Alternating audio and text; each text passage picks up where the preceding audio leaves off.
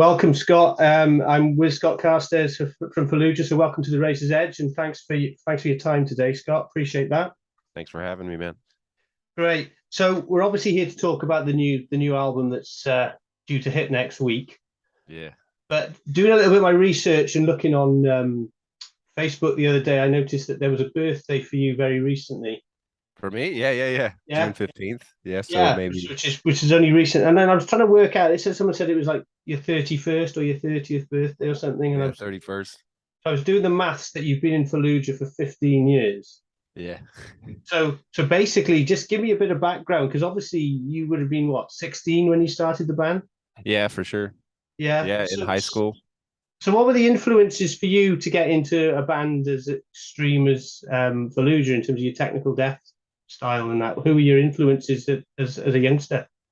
I think around that time, like the bands that made me really want to do the super technical metal were the bands I found on the internet, which were like Severed Savior, Necrophagist, The Faceless, Decrepit Birth, and I think like three of those bands they were from California, a lot of them Yeah. from Unique Leader Records, and then I went to this show where I saw it was like in Fresno, and I think I was like 15 or something, 14 or 15. It was like right before I started the band, but I went and saw the show with Animosity, From a Second Story Window, Job for a Cowboy, and what was the other band on there? Oh yeah, Cattle Decapitation. Okay. Yeah. And yeah, and then after seeing that, that just like changed me forever. I was into like that death metal scene of any kind. I would just take anything I can get, and then maybe a year later, I figured out I liked all the guitar crazy Yeah. bands. You know what I mean? The stuff with insane guitar work. But yeah, I started off, going into like Ozfest or something when I was like 12 or 13. That kind of got Hmm. me into more metal, and I was like, oh wow, there's a whole other world of like Black Dahlia Murder. You know what I mean? Like Yeah. all these Trivium, all these bands I didn't even understand because I was kind of Hmm. into classic rock before, or maybe before that, just when my dad showed me like Yeah. Deftones and Korn, and my dad was into metal, or still is into metal. But yeah, it wasn't until around like 2005 or 2006 I started going to death metal shows. I think that Sure. was right around when I could like go with my friends, and I was hooked after that. It was all about everything was about going to see the shows or trying to emulate what they were doing, try to recreate it for myself. And yeah, the whole adventure started. I remember trying to download a cracked DAW to record my riffs like probably a couple months after that. Yeah. Yeah. And does your dad get technical death metal? Can he cope with that as a dad? I think parts of it, I think he did. I mean, like most people in his generation, the screaming is still just really bizarre to him, But I don't know. When you go to a show, I think he gets it, but I still gotta burn him instrumentals of every album. He prefers that, but yeah, he's into it. He likes the music. I think he likes, I think he likes Fallujah. It's Yeah. not like he's found any other tech death band on his own and listened to him. But yeah, his style is more like Deftones, Tool, Yeah. Korn, Yeah. that kind of style. Sure. So obviously you've had like everyone in the music industry a bit of a strange 2 years in terms of not being able to do a lot in terms of actually touring and stuff. But clearly you've been putting the time to good use with the writing and stuff. Was it you've probably been asked this 100 times. I'm gonna ask it anyway. Was it a kind of time which was actually useful for you because you may not have been under quite as much pressure to produce an album as maybe you were in the cycle before? Sure. I mean, yeah, you pretty much are nailing it right there. I mean, I pretty much all the way up until the pandemic had been used to always having like a tour coming, which is awesome. You know what I mean? I mean, that's cool or whatever, but it's like as soon as you get home from tour, you got like a couple months to finish like an album or to make a huge, like, to get a lot work done before you go to the next one. But just because by the time you're back from that tour, all of a sudden you're like late, you know what I mean? All of a sudden 2 years goes by. So Mhm. yeah, for sure. Every album before this one had like tons of pressure on it. And either, I don't think it sacrificed anything, but it just made me have to like stay up all night for like 2 weeks in a row or get my band members to do ridiculous shit. But it definitely did affect the writing process. I was usually just like write a riff, make sure it's perfect. Like it may be tedious in the moment or whatever. Like, Yeah. it's more relaxing to just like make riffs and be like, oh, it could end up in there, and or maybe it won't. Like we'll come back at it. We'll look at the catalog of all these parts. But like when you're in a rush, it's almost like you have to know the purpose of what you're making, like right there in the moment. And you can't like, Mhm. yeah, you can't be wasting any time like that. It's like it's like, look at the songs we have, what parts are missing. Okay, we immediately like address that, as opposed to just kind of like goofing around in a studio for a couple of years or whatever, super focused. And then yeah, with this pandemic, as soon as I, you know, like all the tours got canceled and I knew it was a real thing, I was like, damn, this sucks. We're gonna have to do things different. I just am like a couple months before we had already started like the ideas for the album, kind of like put together like what it was gonna be, like what we were gonna go for. So that was kind of already established that we were going to do that. Just like after we got home from these tours, we'd put some time into it, and then everything gets canceled. So I'm just like, all right, I'm just going to put all my time into this. Besides, the time I needed to take to put into like find a way to replace the income I lost or whatever. So it was like that and writing music. And yeah, it was really awesome because we were able to put all this time into it and then do stuff we've never done before, where we like look at the song, maybe it's near completion, instead of just like getting it ready to record, we would go in and see if like, oh, is this part need more momentum, or does the momentum screwed up by this, or is the structure wrong? Is it too long? Is it too short? Or maybe is there too many tech def riffs and there's not enough prog stuff going on? And like, is the balance right? And we like really took our time. And it was like the first time I ever went and like deleted riffs and like remade them, or instead of, like I said, just like, okay, I wrote it, it's meant for this song, let's move on. You know what I mean? We don't have time to go back or whatever. Like I made that choice for moving on. You know what I mean? Where on this album we were able to like go back and think about it for months. It was awesome, and it Great. made So it's it sound probably crazy. a unique program, a unique period of time because you probably won't be, you won't have that amount of time in the future, hopefully, because the cycle will be back to where it is. And I've Yeah, noticed that your touring schedule is pretty heavy, isn't it? You've just come off a tour with a few bands, and now you've got a couple of weeks. You're back out again yeah, in the fall, and then you're coming over here and later in the year, aren't you? yeah. I'm so excited though. So Yeah. excited to go back to Europe. Yeah. What was it like? I mean, without that tour that you've just completed in the States, was that the first tour, the gigs that you played since it all happened? Yes, definitely. Yeah. I remember the first day just partying, just being like, wow, I can't believe it.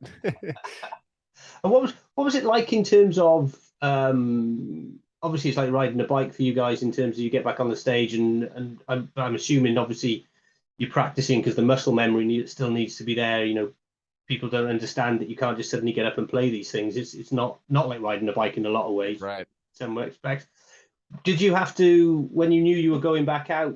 Was there a kind of concerted effort to really try and um, not relearn, but make sure you were focused on getting back to shape, so to speak, to go back out? Sure. Yeah, I think I was in a kind of like a weirdly unique situation because because I'm, that tour, like all the dudes in my band, and I do a lot of dudes in the other band. Rivers had had a tour previously Yeah. with the Black Dahlia, so they kind of like ended their hiatus from touring a couple months before we did. But everybody else on the tour, it was our first time back, and Mm. everybody's dealing with all sorts of weird stuff, like getting used to like there's not just like playing, there's like performing, you know what I mean? And then nailing it accurately, but doing it all swaggy and like headbanging, and that's like a Mm. whole thing. But I think I was kind of like having a unique experience because the whole 2 years before I'd been doing streaming on Twitch basically. Yeah. So it kind of started with just like performing at a desk like this, and then it got ridiculous to a point where I'm in front of like the entire left side of my wall right here is all green screen. Yeah. So, I'll stand up and perform and be on Planet X or something, or like a video game world. So like for Yeah. maybe a year and a half, I had been performing, standing up, headbanging, having fun, just like I was performing on stage for like Yeah. Yeah. a, yeah, maybe a year, more than a year.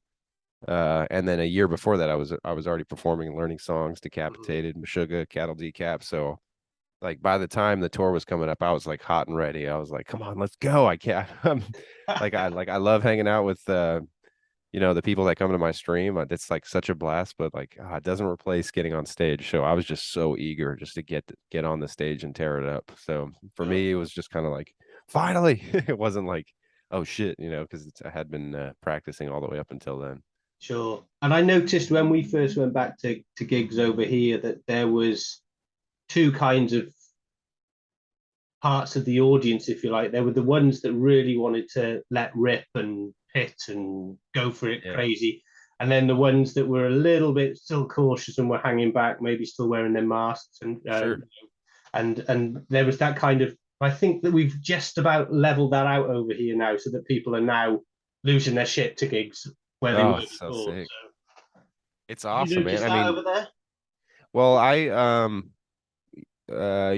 live in LA, the LA area, Yeah. and I go to 1720. That's the venue. That's where all the tours come through. And yeah, I kind of got to watch, like, my tour didn't happen until like April, May or something like that. But shows have been going on maybe 4 or 5 months before that, kind of slowly. And it was like you said, it was like this slow transition between like kind of like being timid at the show, everybody walking in not knowing like what's the etiquette, are we cool, is everybody cool, you know what I mean, like, Yeah. and I remember doing the same thing, walking in like, so where are we at right now? And then like, the next show was a little less, the next show, and then eventually people are just like, you could feel it, like there's just like people just like realize like we can go nuts, we can have as much fun as we want, and I could just see it. And then when I went on the tour, it was crazy. I've seen the same like numbers and buildings, but not with the same energy. Like it was just Mm, like a completely different feeling on tour. Maybe watch it like performing the show and having people react like there was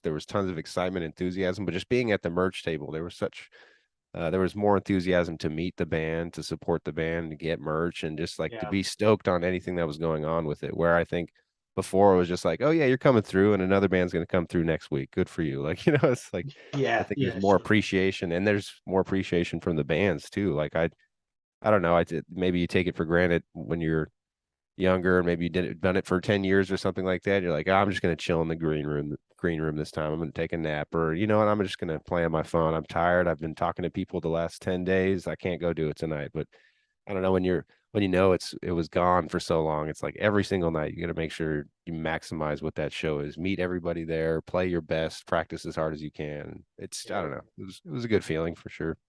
Cool. Brilliant. Well, hopefully you'll get a great reception over here later in the year, and I'm sure you will.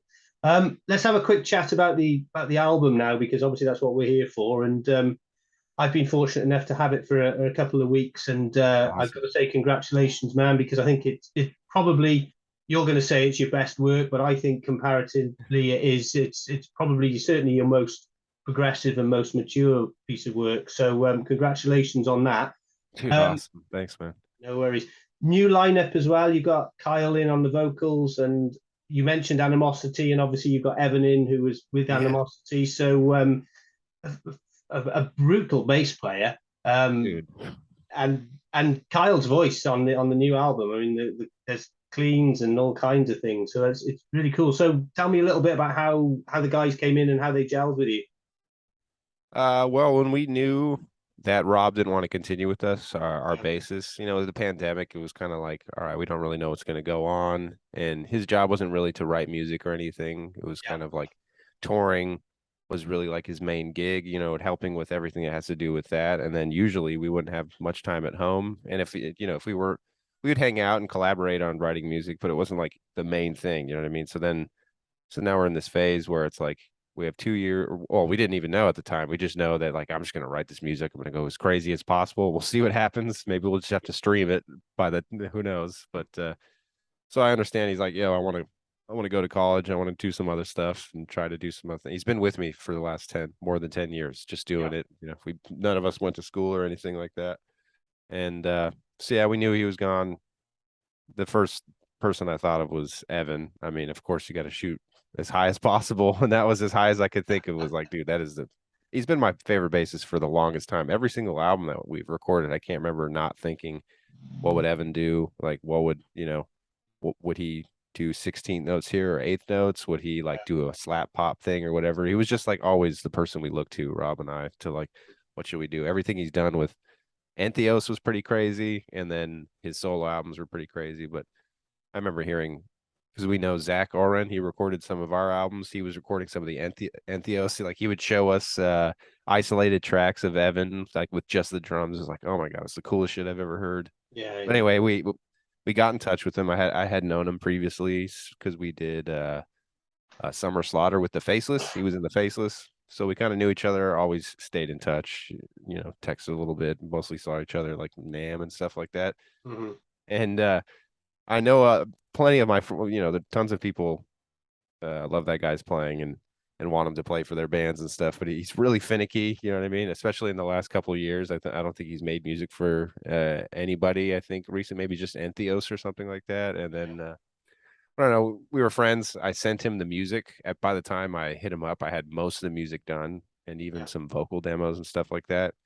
And I guess when he heard it, he was just super, super into it. Like I guess at that point, there's nothing I could do for him to say no. That's what he told me. Because the whole time I'm like, "Are you sure you want to do this? Because this would be fucking sick if you were on this record, man." I'm like, "Are you sure about this?" And he's like, "Dude, this music is perfect for me." I think that was more so he just thought because I'm sure a lot of he can be in any band he wants, but he wants a band where he could fit his voice into the band, and there's enough Mhm. room for the bass to, you know what I mean, to have a place where it's not so technical that the bass can only play, what the guitar is doing, or maybe it's just so simple that there's nothing he could do to show off. But I think this what I was asking for of him and what the riffs sound like, he had like lots of room to color it in different ways and like Yeah. put cool ideas into it. And he did. It was really cool. Like every song he puts some cool thing I wouldn't have thought of that changes the rhythm, or he does like some cool like bass riff. And then there's even songs like the second to last song where he just went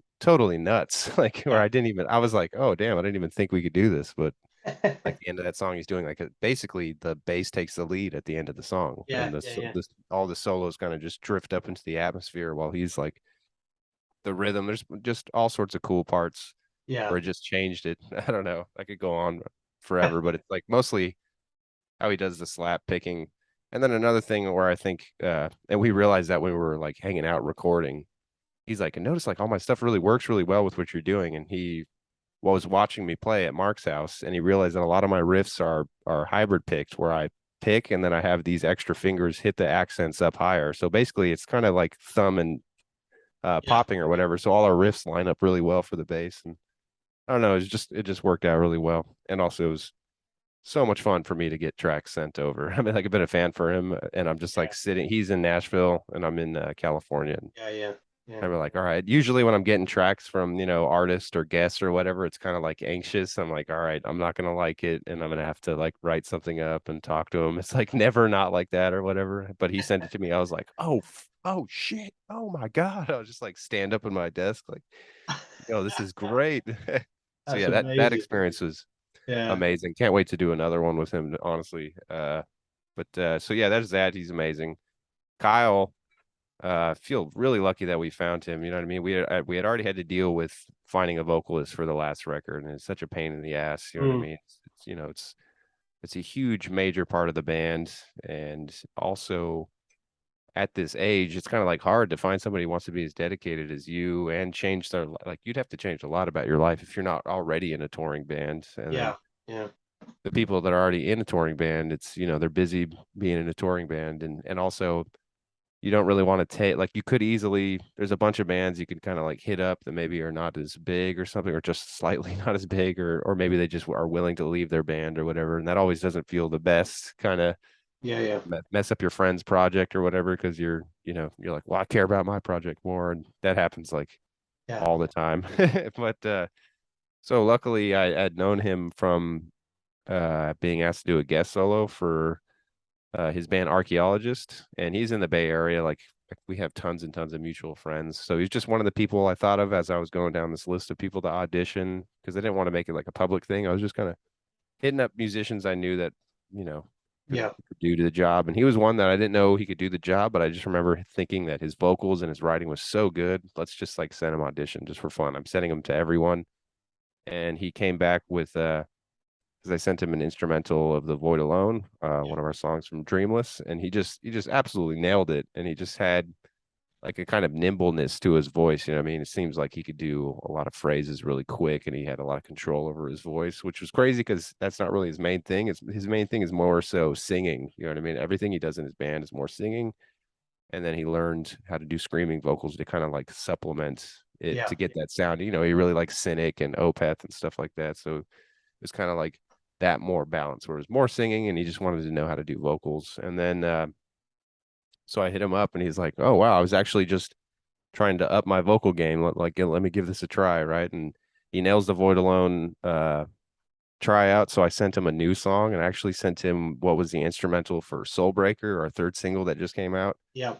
And what he sent me back in like one day, like he basically wrote out the phrasing and even just like some like makeshift lyrics to go with the whole song. And I just heard it and I was like, whoa, this is like 10 times better than anything anybody else has sent me. Sorry to everybody. Try it out if you're hearing this, but it's just the fact that he did it so fast and he just made something that because I normally write the vocals to the riffs, I think it just speeds up the process if I just like kind of improvise whispering over it, pretending like I'm a vocalist or whatever, or get a couple phrases, kind of like nail them down. And it doesn't have to be like exactly like that, but just a guide. So we're not like going back and forth a bunch. And I decided not to send him anything and just leave it totally blank and see what he does. And it was just like he knew like exactly what fit perfectly with the riffs and all the accents, and there was no fighting. And like the first time I heard it, I was like, yeah, that's awesome. And that's way better than anything I could have thought of. So I don't know if he's just is so good at finding his space in the music, maybe because he's written so many Yeah. songs or whatever. I think he has like 20 EPs, 21 EPs. So he's used to Oh, writing music all the time. I think he's used to just getting music done. I don't know. I was just so impressed for how quick he can get it done, how good it sounded. Because it always makes me anxious when you're auditioning somebody and they send you something that sounds really, really good, but it took them like 2 or 3 weeks to get to you. And you're like, what was going on during that? Were you editing the shit out of this? Or like, and sometimes that's totally the case. Like I've had a person I've tried out where, they send a great demo, sounds insane. And then you're like, let's figure this. Let me get a live, just riffing it on a microphone and it's a disaster. And you're like, oh shit. Like, so yeah, the guy's the real deal, and he's yeah. an awesome person. And then we had to, take that leap of faith. Like, all right, I have to trust you that you're gonna commit to this record and everything that comes with it, the tours, and even just finishing up in this 5 weeks in the studio and staying up all night, finishing the lyrics because it's a time crunch. Once I got him, Yeah. and he dealt with everything, dude, and he had like plenty of responsibilities already, and it was just like not even a thing. It was just like, all right, yeah, sure, we'll just have to stay up till 3 in the morning tonight. That'll be fine, and I'll be up at 8 a.m. for my other thing I got to do, and we Wow. just got it done. It's so rare to find people that are Yeah. willing to work Yeah. that hard, but he loves music and he loves this project, and it's just like you could see it in every move he makes. So yeah, super stoked that we got him in the band, and the record came out way better than I thought it would, just because of those, everybody coming together. I think Yeah. everybody was, Andrew and I were already in the band, but we Yeah. had like this kind of new inspiration. Like let's make the best record we've ever made. Like let's really do it. After all everything we've gone through, like this has to be absolutely insane. You know what I mean? Mhm. And then having these new guys come in who are equally inspired in their own ways, for their own reasons. Like everybody was kind of like feeding off of each other and pushing it to the next level. And it's a relief that it's over, but it's Yeah. it's it's crazy. I don't regret any of the time spent, and it was a lot of time. My wife was going crazy. I bet. I bet. I think It's obviously amazing for dealing with it. looking forward to seeing it live as well to see how you bring it live as well because that's where Oh yeah, the real evidence will be of the band, won't it? And especially for sure. by the time you get over to here when I see you in Bristol for the second time, it'll be you'll have been together for a few months and you should be pretty match fit. So it'll be great to see you there. Should have Um, those solos down by then. yeah. The other thing about the album, obviously, is you've got quite a lot of guest vocalists on it, Yeah.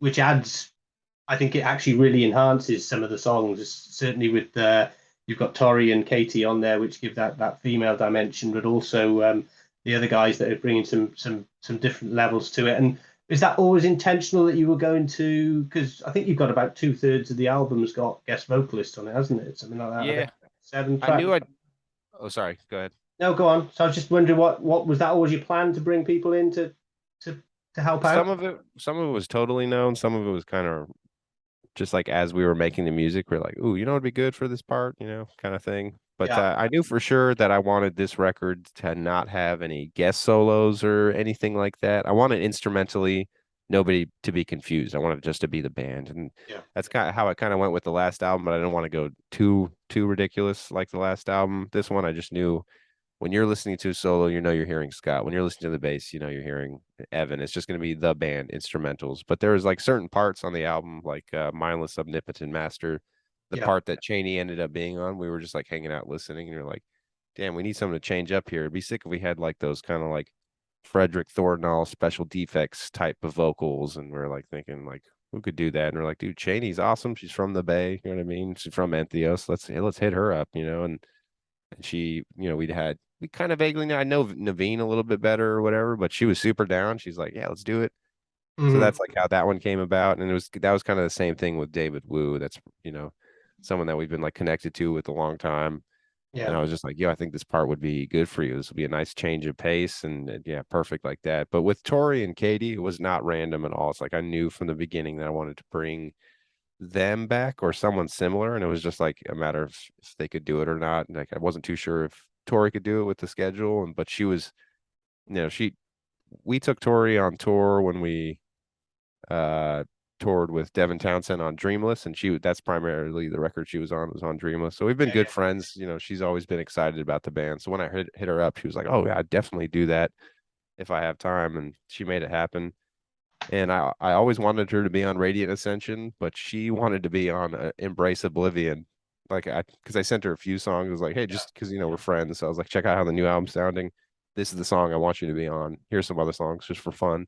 But she heard Embrace Oblivion. She's like, I want that one. I want that one. And we tried it, but then she realized I also sent her Katie's version, and then she realized her range just wasn't because her range is way up there. You know what I mean? It just didn't really fit on Embrace Oblivion, but it fit really well on Artifacts and Radiant Ascension. And I kind of figured that Radiant Ascension, just the way that the song was turning out, was going to be the first single. I can kind of so I think Tori coming on that would just add even more excitement and all that. And then what was cool about having Katie back was, I really don't think Dreamless showcased her like the way Tori was showcased. I think Tori Okay. got lucky what song she was on, and also she's like amazingly talented and good at writing and harmonies. Like she just killed it on that song, "The Void Alone." So it was cool to see Katie take more of like like a like something more in the foreground. Like she was like really like the center of attention for Brace Yeah. Oblivion, especially during that middle chorus and the end chorus, and her range is perfect. And then all the weird ethereal stuff that she added to it just like took it to the next level. It's crazy. It's like that part after the breakdown where it goes into the clean section, the kind of Tool section where Kyle's singing, like ooh, that's probably one of the most magical moments on the record for me, and it's because of her stuff that she put in, and that took no direction or anything. That was just what she sent us. So I was like, ah. She was actually Amazing. like, I don't know if this is too much, guys, but like you can tell me. It's like Yeah. no. Yeah. Yeah, but yeah, she killed it, and it definitely brought that balance to the album that I think the fans want for sure, and then it's going to kind of bring that like nostalgic vibe a little bit for people. Cool. I really love it. Every time I listen to it, it's a grower as well. I think Yeah. you, I mean, I think with this kind of genre, you can't listen to it once and appreciate everything. You've got to slap the phones on. You've got to work with it. But I think it is one of those albums where every time you listen to it, like you said with Evan's bass, I was listening to it earlier on, and there are bits jumping out at me that I hadn't heard 2 days ago. You know. Yeah, you definitely need good headphones. It would gonna hurt my heart if anybody listens to it on a cell phone. I'd be like, no, please. But yeah, that's what I liked about albums in the first place. That's cool that you said that. That's my favorite kind of albums are the ones you have to listen to over and over again. They feel like a book that have many, many layers in it, but for sure. Absolutely. Scott, it's been a pleasure. I could talk to you for hours, but I appreciate you've probably got other calls to do. So, just one final question. When you come over, obviously, Nico's left as well. Are you going to bring another guitarist, or are you going to go as a four-piece for... Uh oh, sorry. I should wait till you finish. But I was gonna say we're gonna take along Sam Meridian. He actually did the tour with us on Rivers of Nile. Yeah, Totally killed it. I was hoping he would. He totally did. yeah. He's going out with us on this coming up tour, Empyrean, the Empyrean headliner, co-headliner with Psychroptic, and yeah, already booked his tickets for Europe. So yeah, he's coming, and he's a pretty amazing dude. I think the guy has the entire Epitaph record covered on YouTube. Like he's a particular kind of nuts, Yeah, industrious excellent. type of person. But yeah, he's awesome. He's been doing a great job. So yeah, it's gonna sound good. And Brilliant. then on Well, bass, yeah, yeah, Killian Duarte is going to be doing that tour. And that guy, if you haven't checked him out, Yeah. Oof, that guy's Well, insane. looking forward to it because the last twice I've seen you, I saw you at Bloodstock, Oh, really? 2017, and then I Yeah. saw you with who was it? Obscura and Allegion Okay, that was in a good one. Bristol. That was just before. I think it was about a year before. So Right. it'll be I nice to think. see you. Nice to see you again. I think you played on a boat this time in Bristol, so that should be quite Oh, interesting. sick. I didn't know that. All right, cool. Yeah, yeah, yeah. I will say this has got, I mean, I love all the bandmates I've had, but this has got to be the best lineup we've ever had. These musicians are insane. They kill live. Like seeing them on Rivers, I just need to just want other people to see it. It's Yeah, great. It's the tightest we've ever sounded. I mean, can magic. confidently say that. Well, I wish you well with the album launch. I wish you well with the US tour, and I look forward to hopefully saying hello when you get over to the UK in November, and we'll catch up then. And thank you Yes, very much sir. for your Yeah. Please hit me up and thanks for doing this, man. I appreciate it. time.